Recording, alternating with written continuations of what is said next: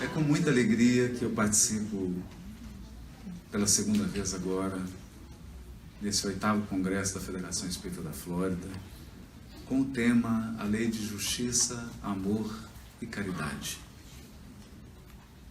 E gostaria de iniciar com uma poesia de Castro Alves, psicografada por Francisco Cândido Xavier, no Parnaso de Além-Túmulo, intitulada Marchemos. Há mistérios peregrinos no mistério dos destinos que nos mandam renascer. Da luz do Criador nascemos, múltiplas vidas vivemos para a mesma luz volver.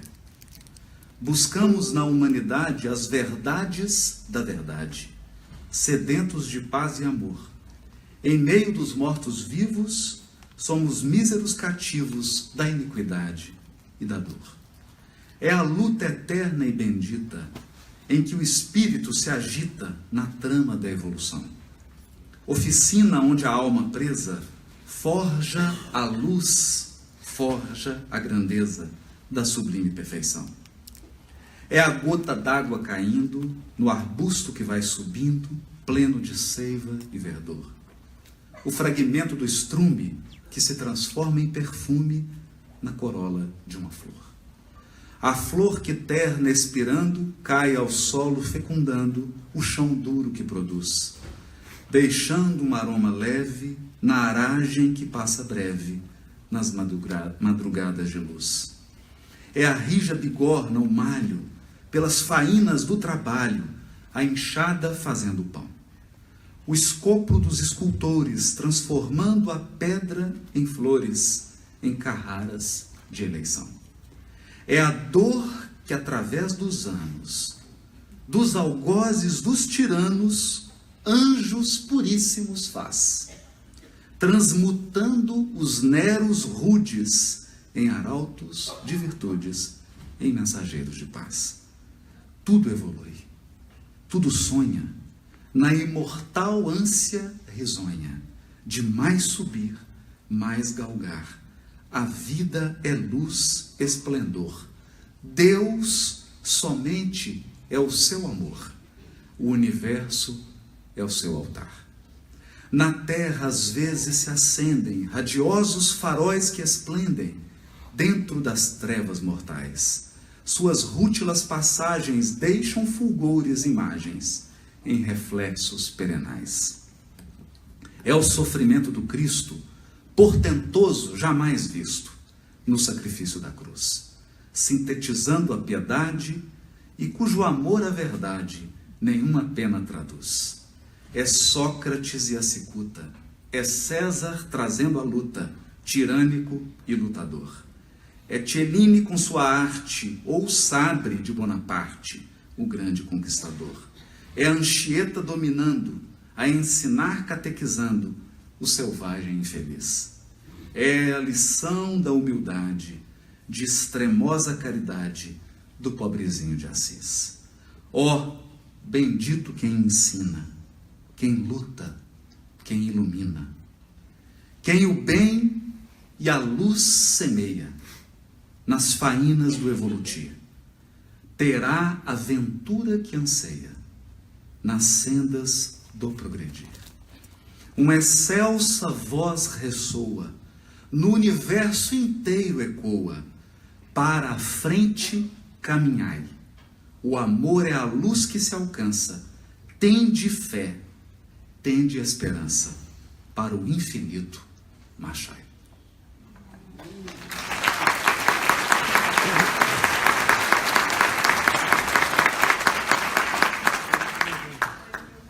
O capítulo 11 de O Livro dos Espíritos apresenta-nos uma lei peculiar.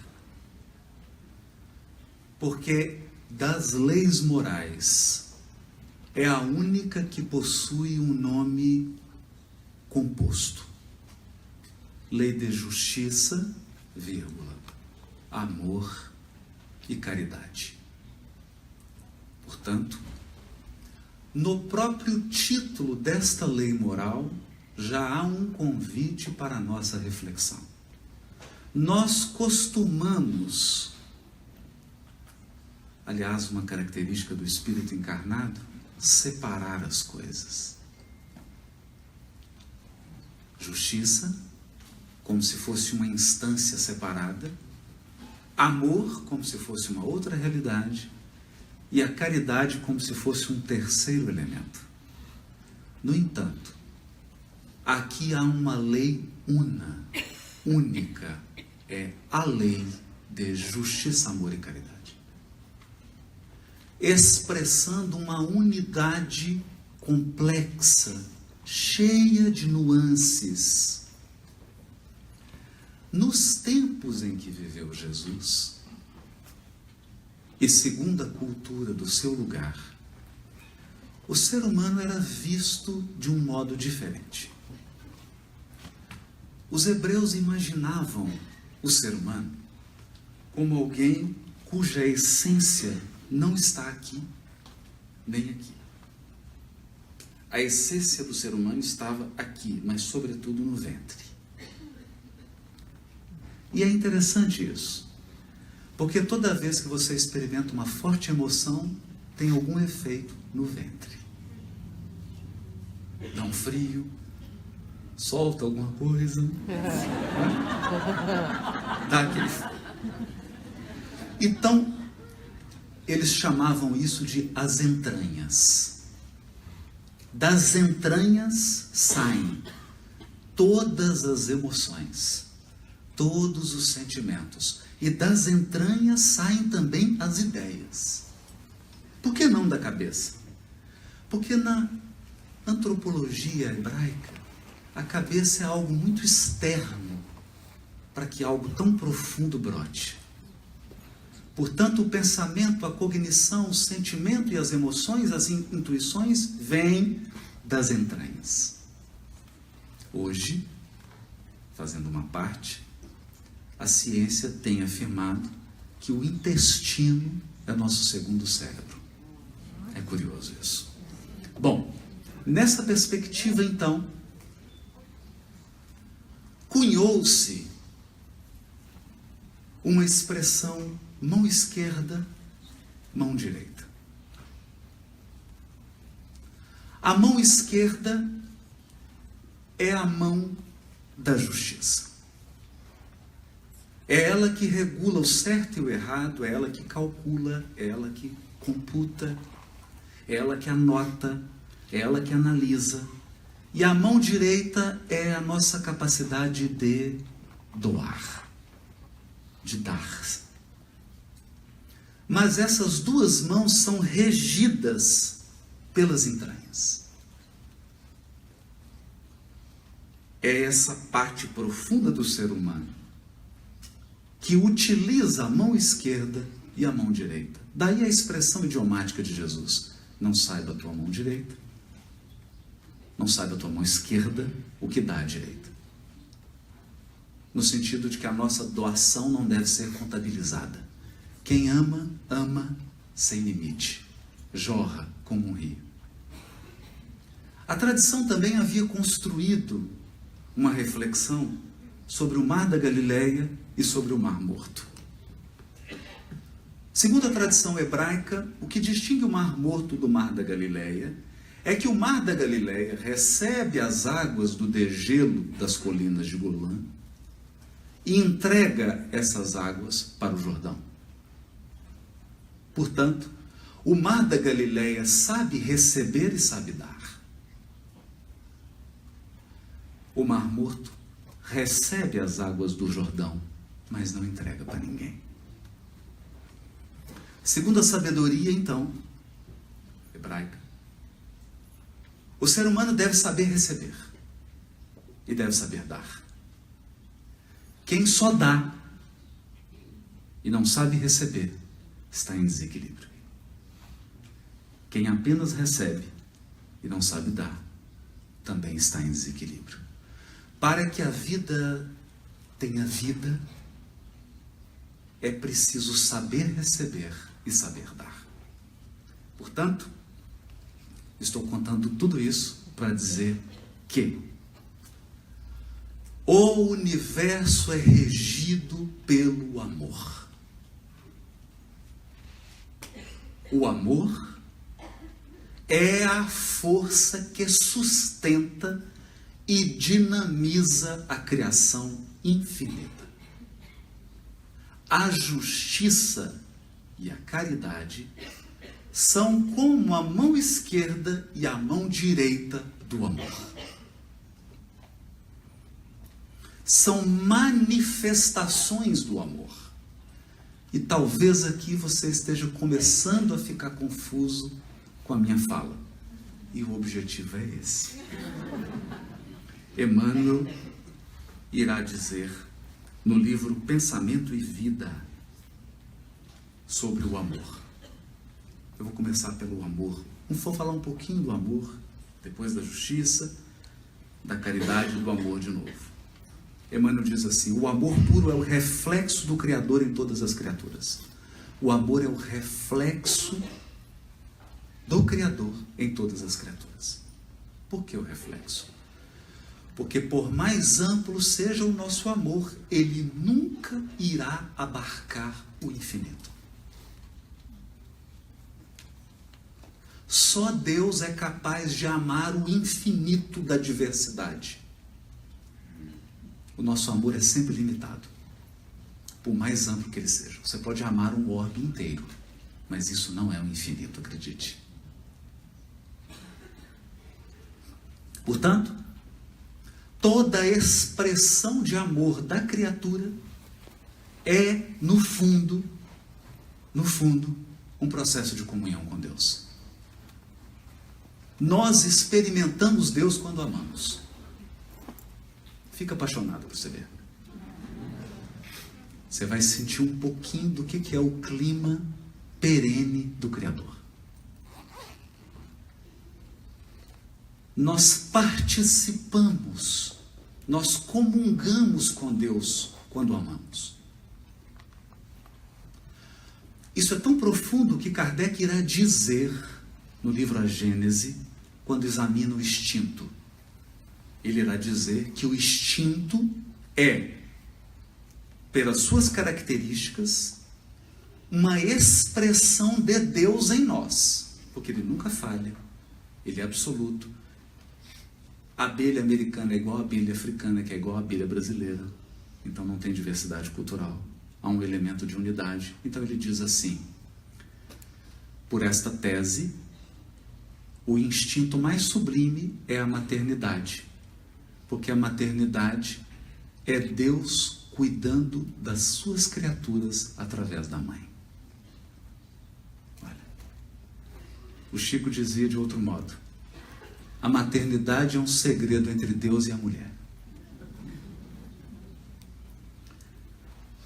Brilha em tudo, e em tudo palpita na mesma vibração de sabedoria e beleza.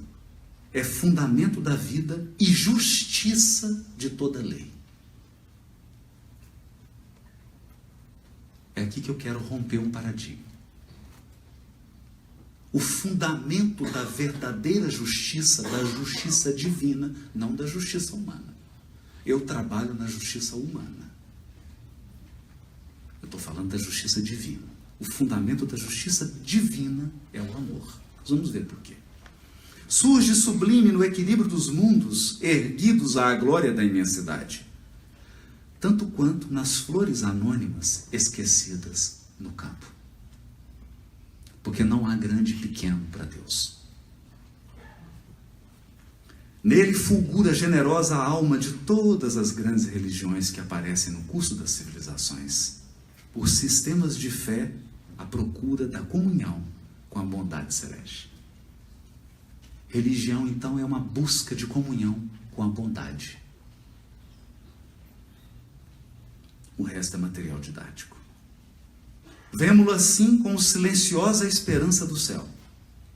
Ele diz mais: plasma divino com que Deus envolve tudo o que é criado, o amor é o hálito dele mesmo penetrando o universo. Portanto, qual que é o veículo de manifestação do amor divino? O fluido cósmico. Então, você está mergulhado no amor de Deus. Eu não sou nenhum pastor, eu acredito. Vemo-lo assim como silenciosa esperança do céu, aguardando a evolução de todos os princípios. O que é o amor de Deus? O que é o amor de Deus? Olha isso aqui. É a silenciosa esperança do céu, aguardando a evolução de todos os princípios e respeitando a decisão de todas as consciências. Isso é o amor.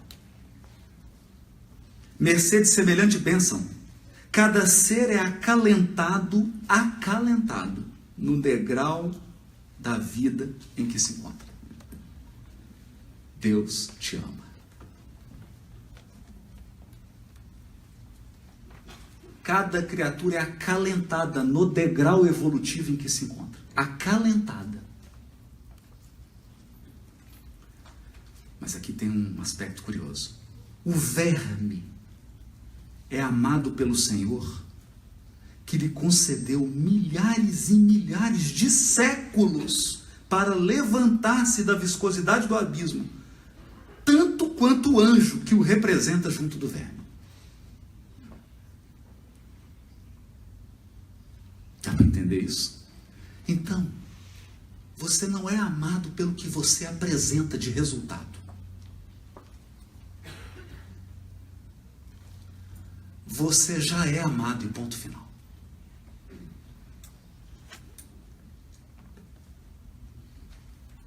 Você já é amado e ponto final.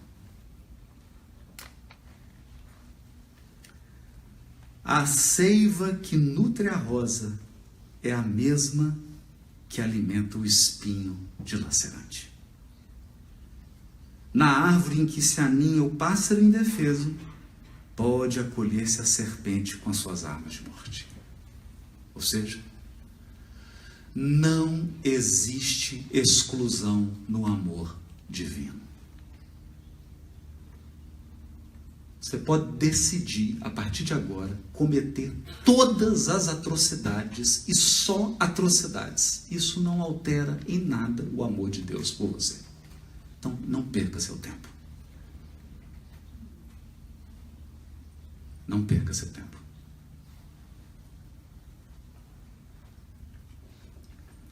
Então, aqui já deu para perceber um pouco do amor divino. Nesse sentido, então, como a lei é de justiça, amor e caridade, nós já percebemos que o amor é o centro.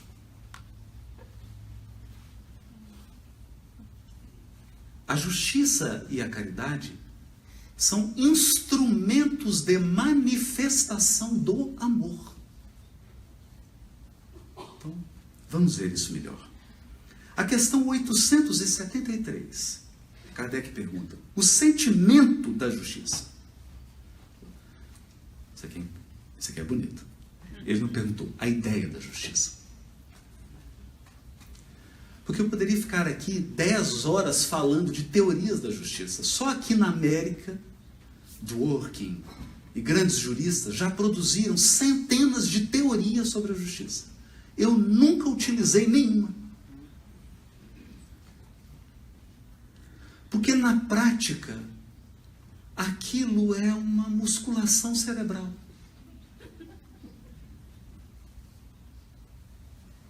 É umas coisas que você não vai aplicar nunca. Me perdoe, Dworkin, se estiver me ouvindo, mas... Então, a pergunta de Kardec é: o sentimento de justiça está na natureza ou é resultado de ideias adquiridas?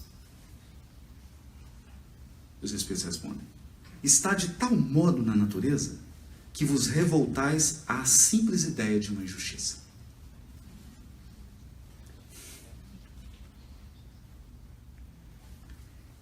É fora de dúvida que o progresso moral desenvolve esse sentimento. Olha, sentimento. Mas não o dá. Deus o pôs no coração do ser humano. Daí vem que, frequentemente, o ser humano mais simples e inculto se vos Nos seres humanos mais simples e incultos se vos deparam noções mais exatas de justiça do que nos que possuem grande cabedal de saber. Por quê? Porque eu morro de medo das pessoas muito inteligentes. Sabe por quê? Elas te convencem de algo mesmo quando elas estão erradas.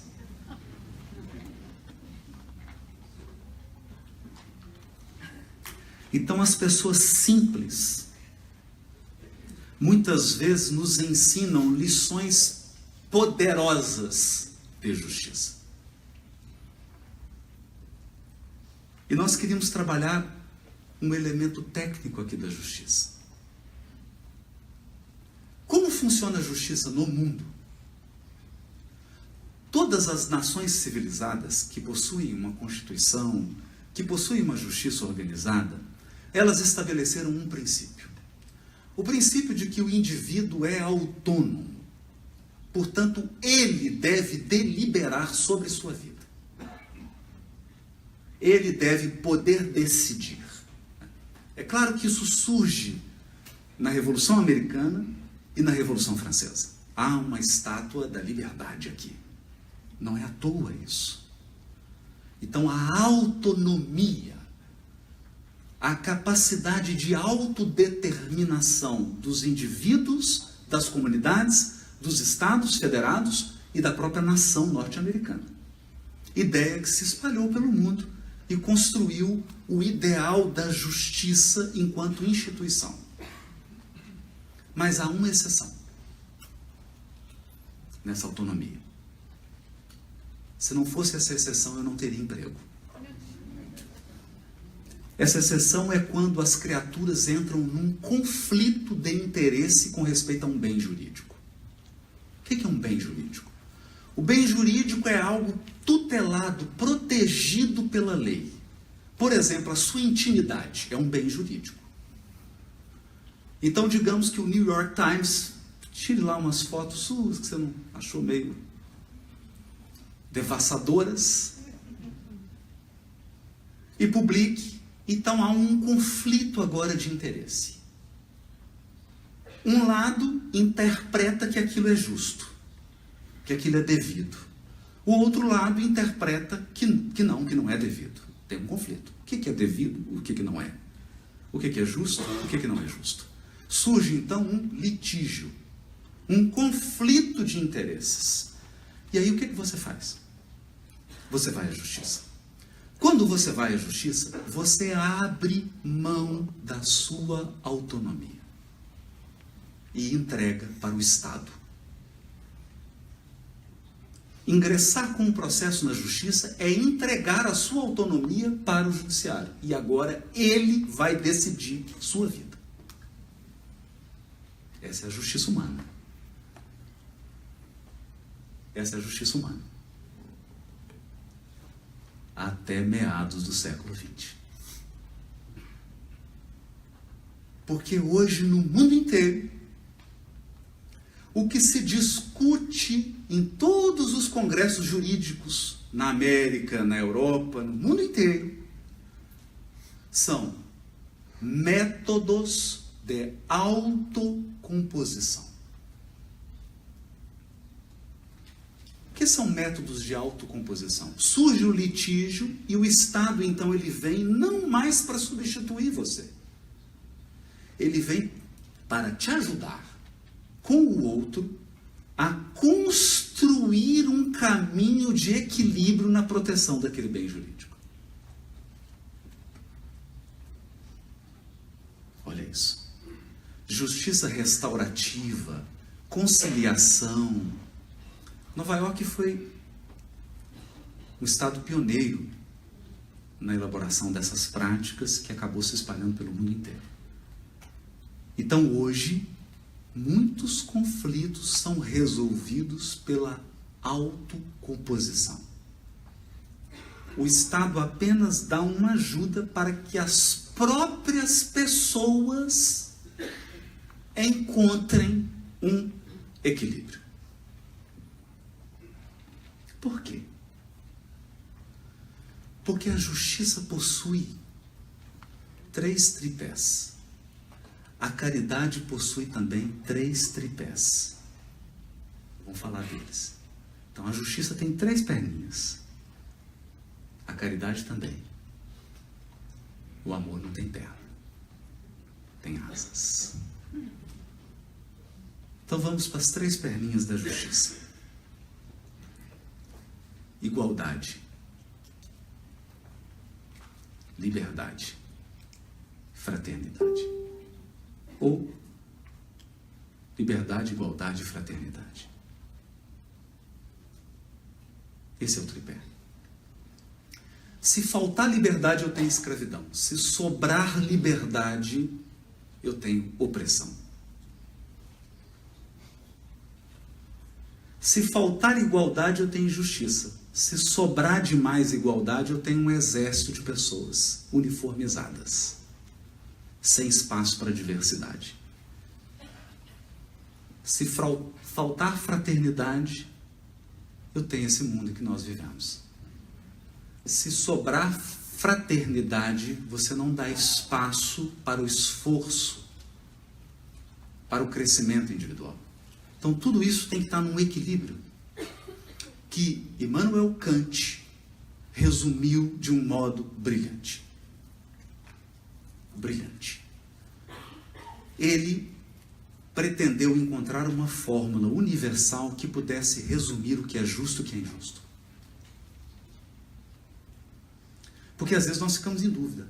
Mas na minha cultura é comum fazer isso. Tem essa desculpinha, né? Então vamos lá. O Kant deu um critério universal.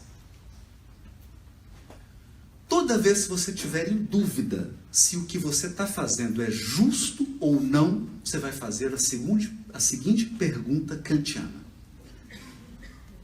Se todas as pessoas fizerem o que eu estou fazendo agora, vai ser bom ou ruim?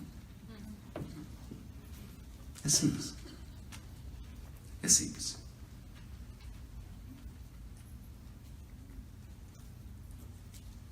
É o critério da universalização da sua conduta. Então eu falo assim, mas eu estou pegando só um pouquinho do dinheiro público, é só um pouquinho. É só um pouquinho. Se toda a humanidade pegar um pouquinho do dinheiro público, vai ser bom ou ruim? Vai ser ruim. Então o que você está fazendo é injusto. Porque o justo é aquela conduta, é aquele valor que respeita a liberdade, respeita a igualdade, respeita a fraternidade e que pode ser universalizado. Então eu me recordo de um caso curioso. Eu não vou citar a cidade, não posso. Eu estava numa cidade e nós pegamos um táxi. E eu notei que todo sinal vermelho ele furava. Achei aquilo. Falei, será que ele é daltônico? Ele furava tudo. Quando chegou no verde, ele parou. Meu Deus. Nós estamos com um problema aqui, né? Estou perguntando. Mas por que você parou no verde? Ele falou, vai que tem alguém igual a mim. Então, inteligente. Entenderam por que eu tenho medo das pessoas inteligentes? Ele falou, vai que tem alguém igual a mim.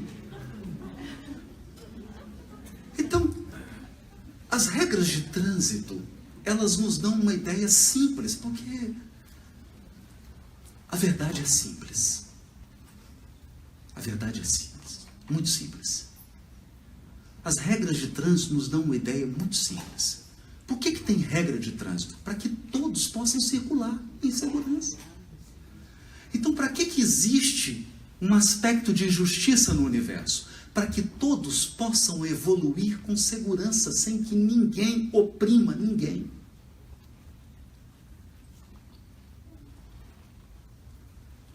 É isso. Eu posso ser feliz. Pode ser feliz. Mas não construindo a felicidade com lágrimas alheias. Então, esse é o ponto. Esse é o ponto. Mas como a lei é unitária, Se você ficar só nisso, você é injusto. Ah, mas como assim, Haroldo? Você acabou de falar que era...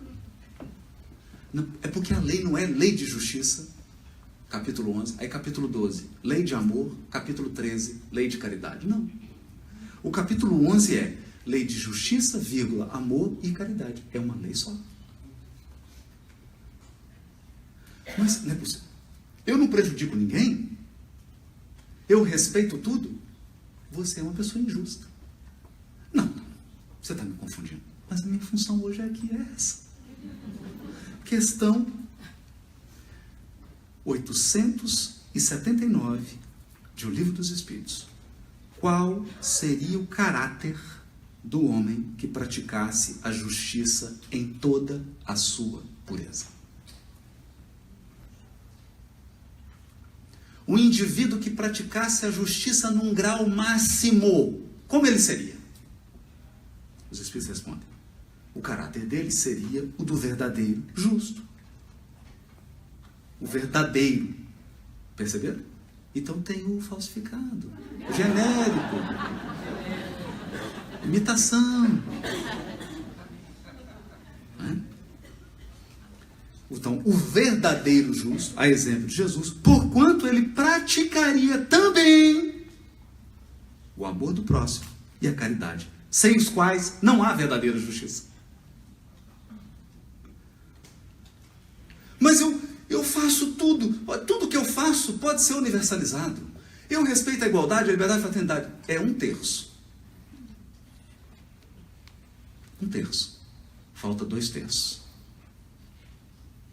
Meu Deus, esse negócio é muito complicado. Bem-vindo ao mundo dos espíritos.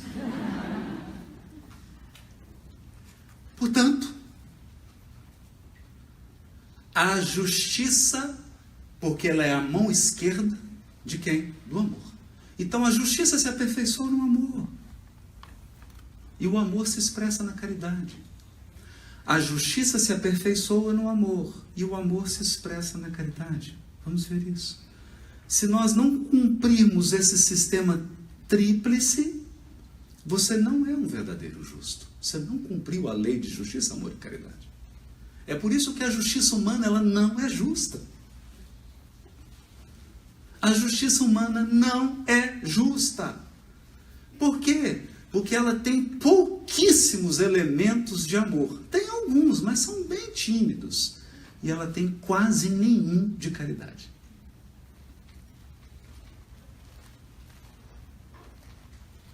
Quase nenhum. Por isso é justiça humana. Não é justiça divina.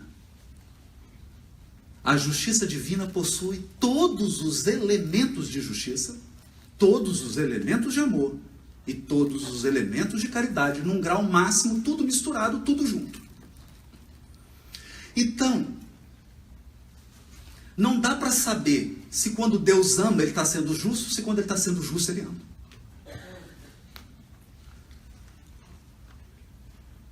Não dá. Quando Deus é justo, ele está amando. E quando ele está amando, ele está sendo justo.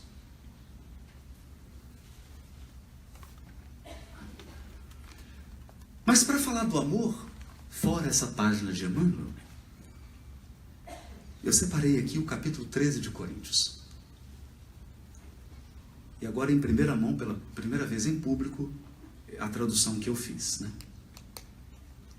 Ainda que eu fale na língua dos homens e dos anjos, se não tiver amor, tornei-me bronze que soa, ou símbolo que retine. É um metal. Sem amor, você só faz barulho. Só faz barulho. Ainda que eu tenha profecia e conheça todos os mistérios e toda a ciência, ainda que eu tenha toda a fé a ponto de remover montes, se não tiver amor, nada sou. E ainda que eu reparta todos os meus bens, olha isso, e ainda que entregue o meu próprio corpo para que me glorie no martírio, se não tiver amor, nada disso me aproveita. O amor, aqui vem as características do amor. São sublimes, né? Isso aqui veio de Jesus. O amor é paciente. Ele espera.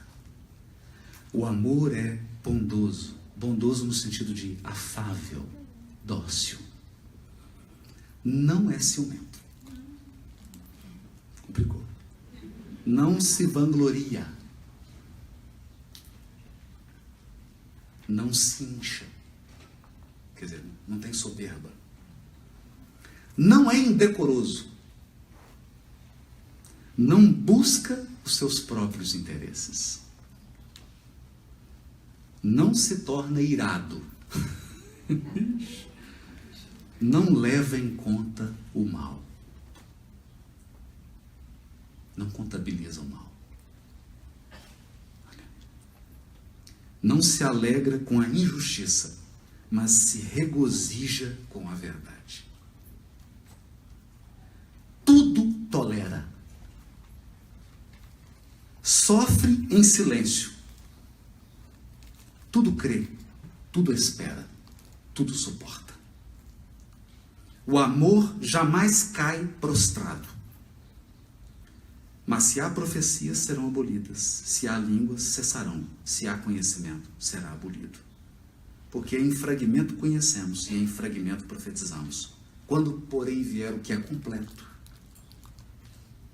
as coisas fragmentadas serão abolidas.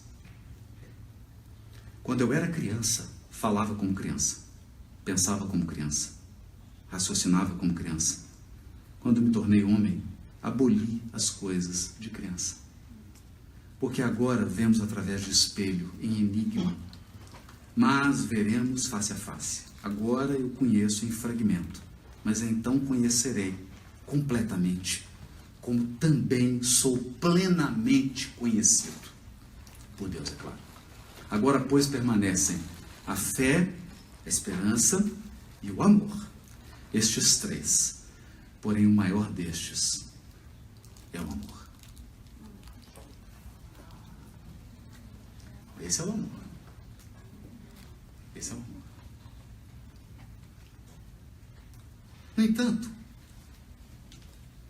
na época do Kardec e até hoje, nós confundimos a charis, em grego, a caridade, com o ato de dar algo material. Interessante isso. E bem natural. Porque esse é típico da criança. A criança, ela tem uma mentalidade concreta. A criança não tem cognição abstrata. Então você não chega para uma criança de 3 anos e fala para ela assim, x2 mais x mais 3 é igual a 5. Experimenta fazer isso. Ela não tem raciocínio abstrato. Ela só raciocina com o concreto. Assim também o espírito que está na infância, espiritual. Nas questões espirituais e de religiosas, ele é criança. Então ele só entende coisa concreta. Então quando você fala caridade, ele... caridade, eu sei, 1 quilo de fubá.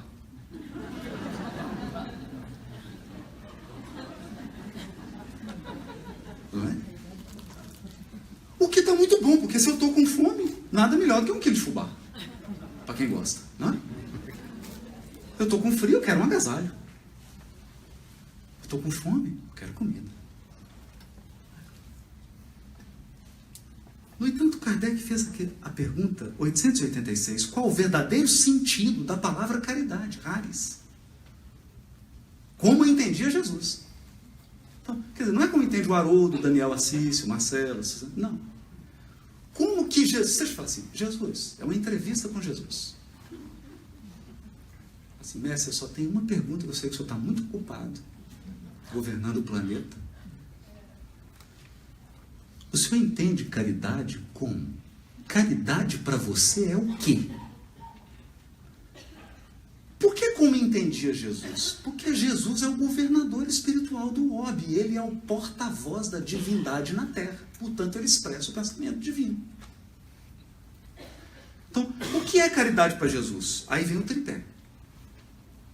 Benevolência para com todos, indulgência para com as imperfeições dos outros, perdão das ofensas.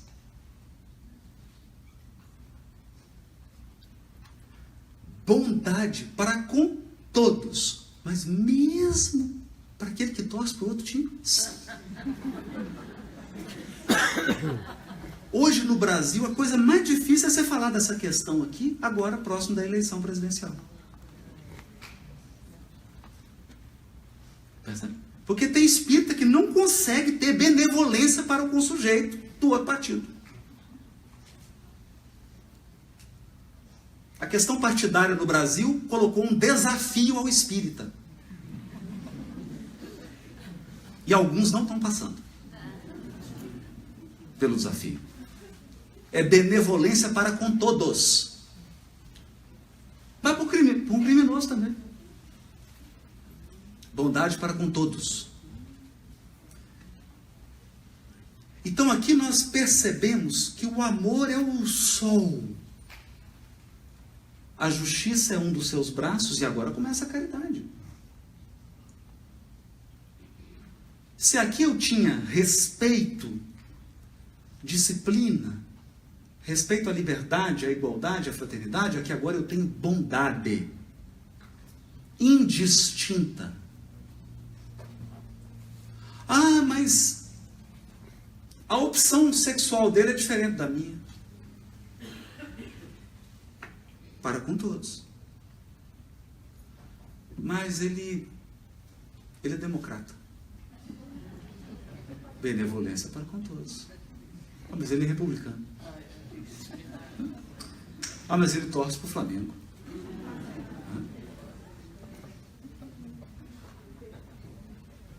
Entende?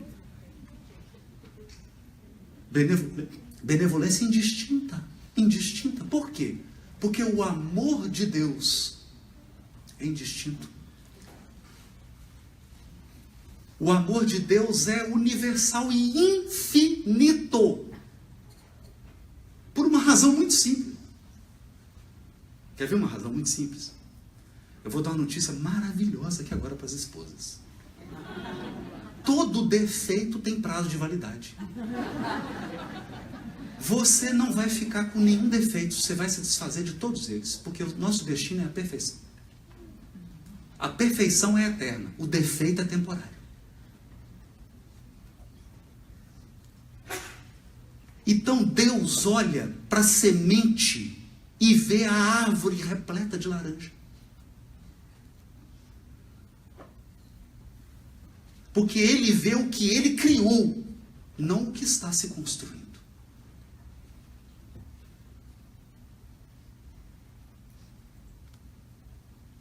Não. Então nós vamos ter um problema. Porque nós vamos encontrar com algumas pessoas daqui a alguns milhões de anos. Uns vão demorar mais. Você vai dizer, eu não gostava de jeito nenhum de você.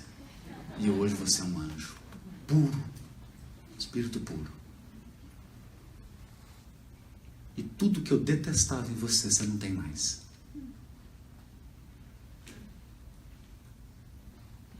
Benevolência para com todos. Indulgência para com as imperfeições. Indulgência. Por quê? Indulgência. Isso não é pieguismo. Porque no Código Penal da Vida Futura, no livro Céu e Inferno, Kardec afirma: cada defeito que você tem traz um sofrimento. Quando eu li isso, eu fechei. Nossa, vou tomar um café aqui. Por isso que eu estou sofrendo tanto. E aí voltei e ele vai e cutucou a ferida assim. Eu só achei ele meio duro. Ele falou assim: portanto, se você tem 10 defeitos, você sofre mais do que aquele que tem 5. Ou seja, a imperfeição moral é uma dor. É um sofrimento. É um sofrimento. Quando nós adquirimos maturidade espiritual, você olha para uma pessoa orgulhosa, você sente piedade. Não é piedade, não. É compaixão. Compaixão por quê? Porque essa pessoa sofre. A pessoa orgulhosa sofre. Sofre. Porque ela acredita que a vida é um buffet preparado para ela.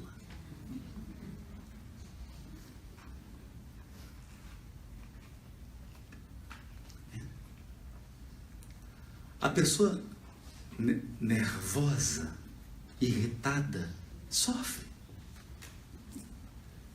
Porque a vida para ela é um UFC. UFC é Ultimate Fight.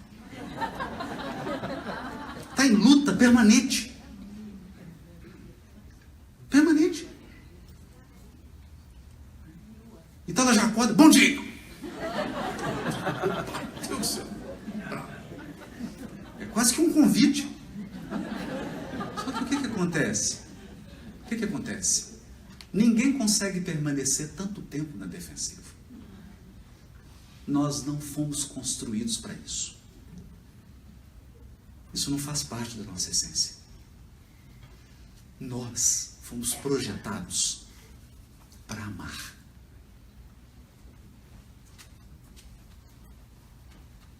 Então, toda vez que você não está amando, vai dar algum problema. E você vai acabar tendo um problema de saúde. Começa primeiro. Isso se você tiver um estudo psiquiátrico antes. Mas vai ter um problema. Porque nós somos projetados para amar. Então, a indulgência é um respeito com a dor do outro. Ou como diria o poeta baiano, cada um sabe a dor e a delícia de ser o que é. Dói. As nossas deficiências doem. Por isso o Emmanuel diz assim: examina as tuas tendências e então saberás por que sofres.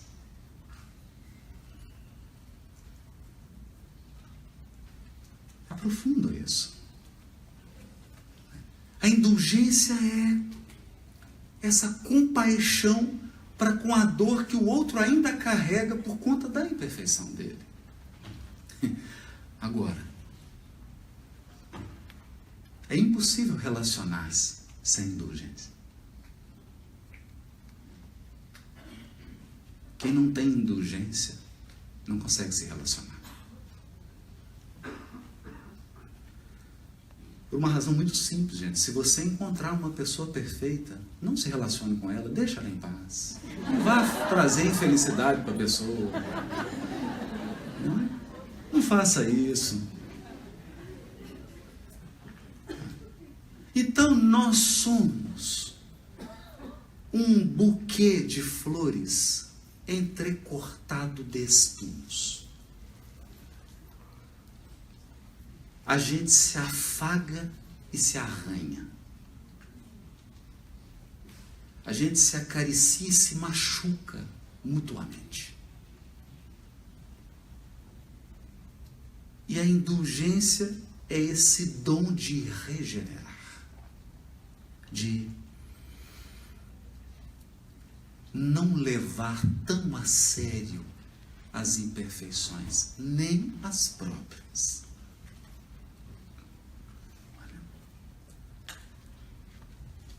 Eu tenho feito um exercício que é rir de mim. É bom isso. Porque a gente se leva muito a sério. E aí, quando você começa a examinar as suas imperfeições, você vê o quanto você é infantil naquilo que você é imperfeito.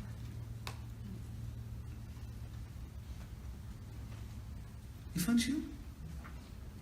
Mas o que faz a mãe ou o pai quando olha para uma criança? O que faz? O que a gente faz? Você vê a criancinha falando errado, ela levanta, anda um pouquinho e cai. Você leva tudo a sério? Leva? Não. Por quê? Porque nesse caso, que é um caso material, você tem a certeza que ela vai superar isso. Então eu digo, nós não somos espíritas? Então por que você não tem a certeza que nós somos imortais e vamos superar todas as imperfeições? Por quê? A indulgência provoca uma distorção, que eu chamo de distorção da fotografia. Cuidado. O que é a distorção da fotografia? Você teve um contato com alguém. E aí os espinhos se enroscaram, você saiu ferido. E aí você tira uma fotografia. Está aqui o Marcelo. Tirei a fotografia dele. Me fez isso. Fez isso comigo. Tirei a fotografia. Passa 1 ano. Passa 2, 3, 4, 5. Você está com a fotografia.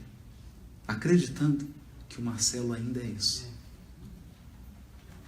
Só que ele mudou. Quem ficou foi você.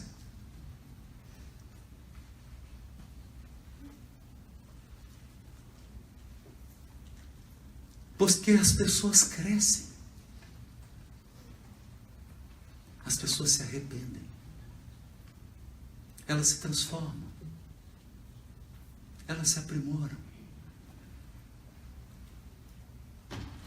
Então, quando nós falamos da indulgência, é abra o seu baú, seu foros. Tem lá, fez. Mamãe. Aí tem todas aquelas fotografias, tudo que a mamãe fez. Papai, tudo que ele fez de ruim comigo. O irmão, sogra. Um baú de foto. Joga fora. Joga fora. Porque a pessoa não é mais a sua fotografia. Ela não é mais isso. Nem você. Indulgência. E por fim, o terceiro pé da caridade. Perdão das ofensas.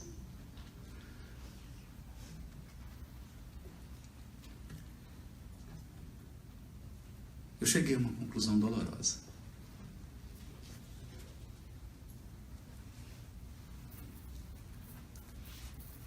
Ser humano é ferir e ser ferido. Escuta.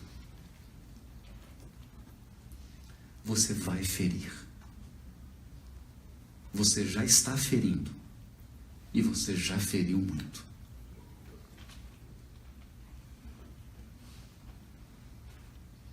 Segundo, já te feriram muito. Estão te ferindo. E prepara.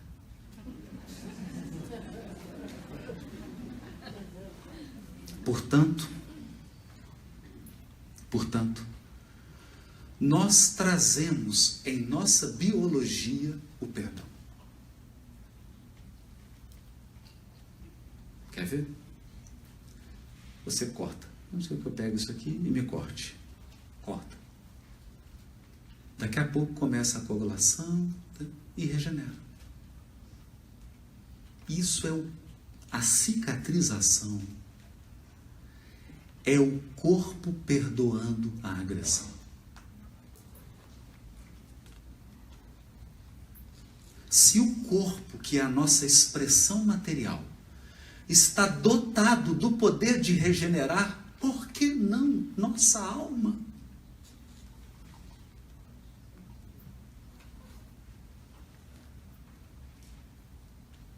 Claro, entenda. A espiritualidade superior não espera que você dê um espetáculo, Cirque du Soleil de perdão. Ninguém está esperando isso. Um espetáculo mundial de perdão. Nossa, meu Deus! Não, calma, com calma. Com calma. Mas perdoar é tirar uma carga que você não caminhará se tiver com ela.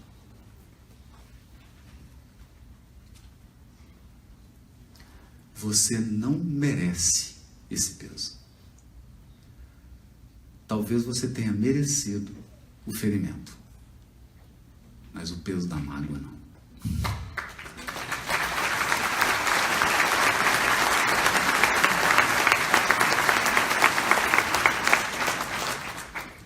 Então, Eu consegui me expressar? Lei de justiça, amor e caridade. Uma única estrutura.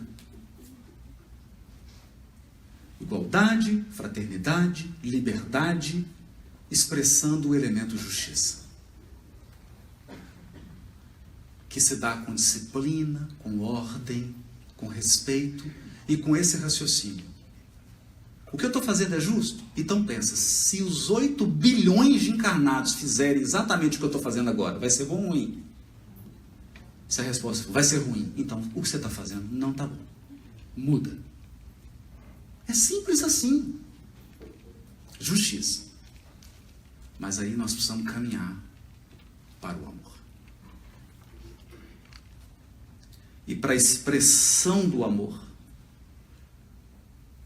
O amor é a força que sustenta o cosmos. Mas ele se expressa na benevolência, na indulgência e no perdão.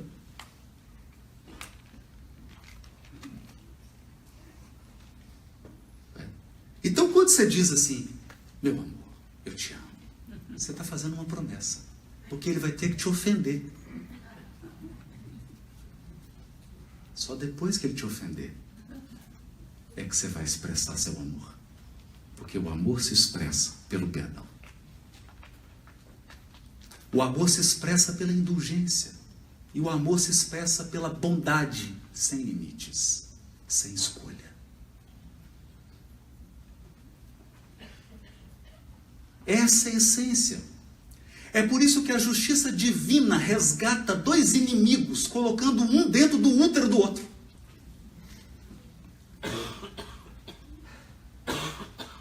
Eu, como juiz, coloco o criminoso na cadeia. E me sentindo incompetente. Porque a justiça humana não recupera ninguém. Quando não... Meu Deus. A justiça divina, ela toma o criminoso e coloca no útero da vítima.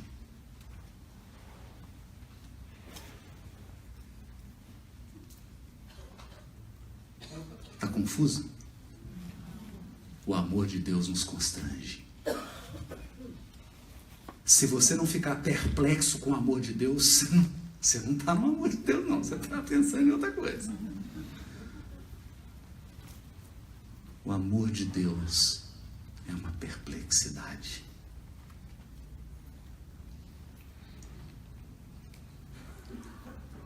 Então você talvez esteja pensando assim, estou desanimado com essa lei de justiça, amor e caridade. Porque, como diz lá em Minas, isso está significando que eu vou me lascar. Então eu vou ler para você uma mensagem de Emmanuel chamada, um trecho. Deus em nós. Porque fala-se muito em Deus no cosmos, Deus no fluido cósmico, Deus criador e Deus em você. Deus em nós. Quem pode delimitar a extensão das bênçãos que dimanam da altura? Quem pode? Por ser sempre de origem inferior, o mal é limitado. Por ser sempre de origem inferior, o mal é limitado, como todas as manifestações devidas exclusivamente às criaturas. Tudo que nós criaturas fazemos é limitado. Tudo, até o bem, que dirá o nosso mal. Limitado. O bem, no entanto, tem caráter divino.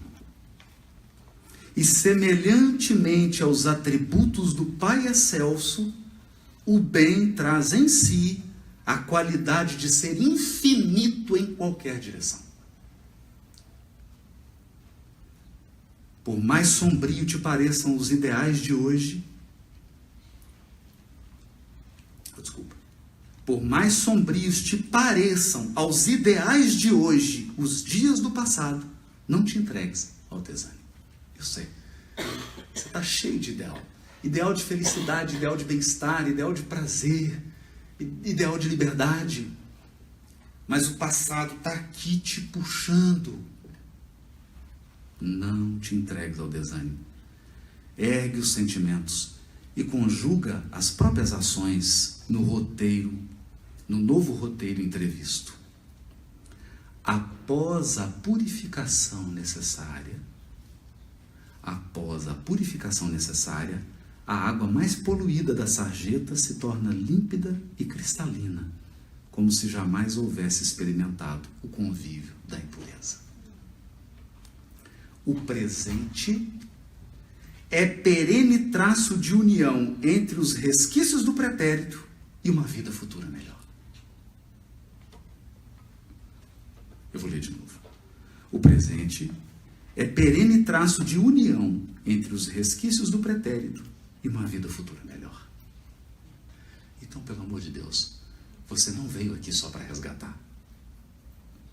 Por quê? Porque você também veio para construir o futuro.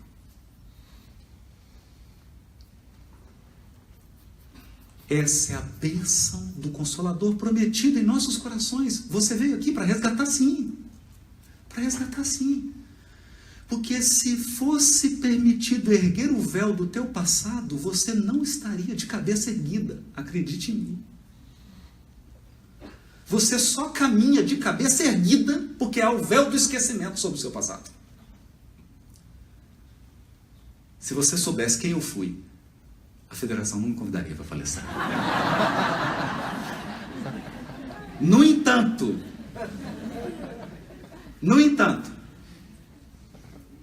se eu utilizei minha força co-criadora para fazer essa bagunça que eu fiz com a minha vida, eu posso utilizá-la para construir um futuro melhor.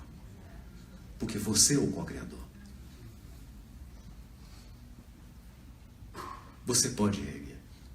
Você pode reconstruir seu destino. Você pode recompor.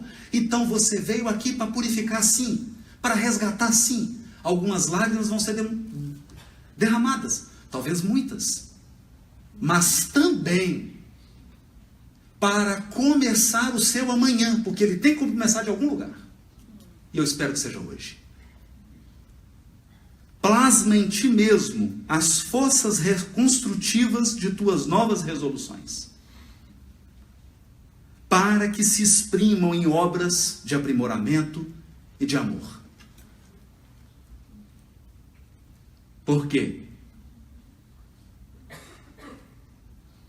Porque, abre aspas, André Luiz, o governo da vida está nas mãos daqueles que amam. Muito obrigado.